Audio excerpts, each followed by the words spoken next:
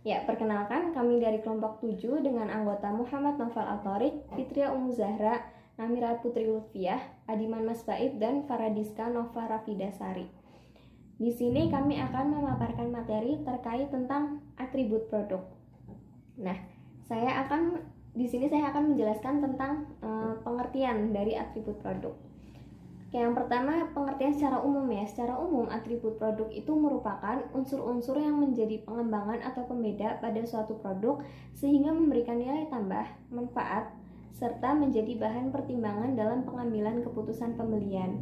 Nah, jadi atribut produk ini kayak semacam ciri khas dari masing-masing produk itu. Jadi gimana caranya biar itu bisa dibikin beda gitu sama produk lainnya.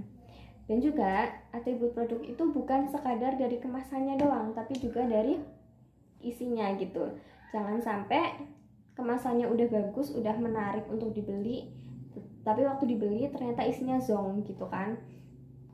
Atau bisa aja nggak ada manfaatnya sama sekali gitu. Nah, itu tadi merupakan pengertian atribut produk yang secara umum. Nah, di sini juga ada beberapa para ahli ini yang mengungkapkan pendapatnya tentang atribut produk nih. Dimulai dari Gita Sudarmo mengungkapkan bahwa atribut produk merupakan suatu komponen yang merupakan sifat-sifat produk yang menjamin agar produk tersebut dapat memenuhi kebutuhan dan keinginan yang diharapkan oleh konsumen. Intinya sama ya kayak yang pengertian secara umum tadi gitu.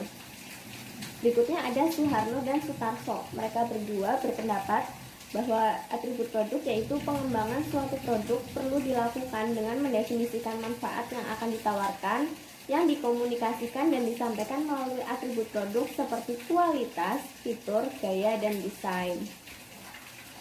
Oke, berikutnya ada Shimamura.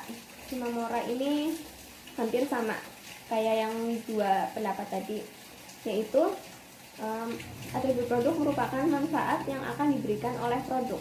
Nah, manfaat ini dikomunikasikan dan dipenuhi oleh atribut produk yang berwujud seperti merek produk, mutu produk, ciri produk, desain produk, label produk, kemasan produk, serta layanan pendukung produk. Atribut produk di sini lebih yang diungkapkan oleh Shimamura lebih lengkap ya, bukan lebih lengkap, lebih banyak dari yang disebutkan oleh Suharno dan Sutarso tadi. Yang keempat di sini ada tokoh Kotler dan Armstrong. Beliau berdua mengungkapkan bahwa atribut produk merupakan pengembangan suatu produk atau jasa melibatkan manfaat yang akan ditawarkan produk atau jasa tersebut. Nah, yang terakhir ada tokoh Cita Ciptono. Ciptono mengungkapkan atribut produk ialah unsur-unsur produk yang dipandang penting oleh konsumen dan dijadikan sebagai dasar pengambilan keputusan pembelian. Atribut produk meliputi merek, kemasan, jaminan atau garansi, pelayanan, dan sebagainya. Sama ya, ini macam-macam atribut produknya udah disebutin sama tadi siapa? Shimamura dan Suharno dan Sutarso juga. Nah, itu tadi pengertian atribut produk baik yang secara umum maupun yang menurut para ahli. Kemudian ada unsur-unsur komponen atribut produk. Unsur-unsur komponen atribut produk meliputi kualitas produk, fitur produk, gaya dan desain produk, merek, kemasan, label, dan pelayanan pendukung produk. Yang pertama ada kualitas produk. Kualitas produk adalah salah satu sarana positioning utama untuk pemasar, mempunyai dampak langsung pada kinerja produk. Oleh karena itu, kualitas berhubungan erat dengan nilai dan kepuasan pelanggan. Jadi, jika kualitas produk baik, maka pelanggan akan merasa puas dan akan kembali membeli produk itu kembali. Yang kedua ada fitur produk. Fitur produk adalah sebuah produk yang dapat ditawarkan dalam beragam fitur, model dasar, model tanpa tambahan apapun, dan merupakan titik awal. Perusahaan dapat menciptakan tingkat model yang lebih tinggi dengan menambahkan lebih banyak fitur. Fitur adalah sarana kompetitif untuk mendiferensiasikan produk perusahaan dari produk pesaing. Menjadi produsen pertama yang memperkenalkan fitur baru yang bernilai merupakan salah satu cara paling efektif untuk bersaing.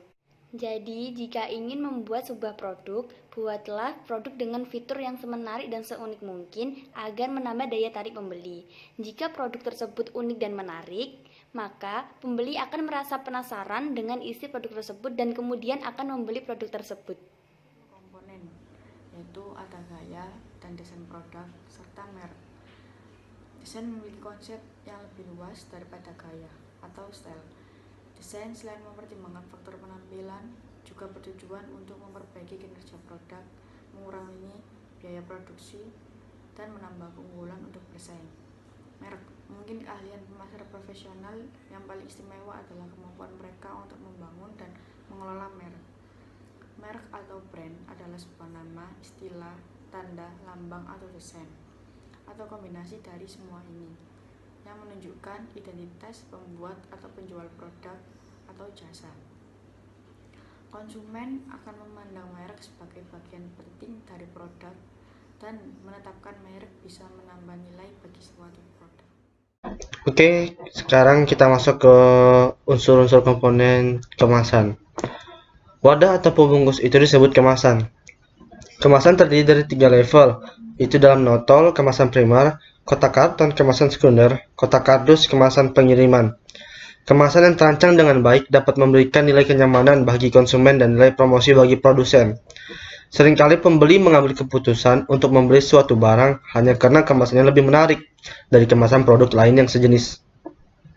Jadi, kalau ada produk yang sama mutunya, maupun bentuknya dan mereknya pun juga sudah sama-sama dikenal oleh pembelinya, maka kecenderungannya pembeli akan memilih produk yang kemasannya lebih menarik. Dengan demikian, kemasan dapat digunakan sebagai salah satu strategi bersaing dengan perusahaan yang memproduksi atau menjual produk sejenis. Cara pengemasan atau pembungkusan yang baik akan menguntungkan perusahaan karena berbagai hal antara lain. Yang pertama, bungkus yang indah atau menarik akan menambah hasrat untuk membeli. Kedua, bungkus yang khas akan mempermudah pembeli mengingat produknya. Yang ketiga, bungkus yang baik akan melindungi kualitas mutu produk. Yang keempat, memudahkan pengangkutan transportasi. Yang kelima, memudahkan penyimpanan dan penyusunan di raktuk atau showroom. Selanjutnya kita masuk ke label. Label berkisar dari penanda sederhana yang ditempelkan pada produk sampai rangkaian huruf rumit dan menjadi bagian kemasan. Label mempunyai beberapa fungsi. Setidaknya, label menunjukkan produk atau merek, seperti nama sangkis yang tercantum pada jeruk. Label juga bisa menggambarkan beberapa hal tentang produk, siapa yang membuatnya, di mana produk itu dibuat, kapan produk itu dibuat, kandungannya, cara pemakaiannya, dan bagaimana menggunakan produk itu dengan aman.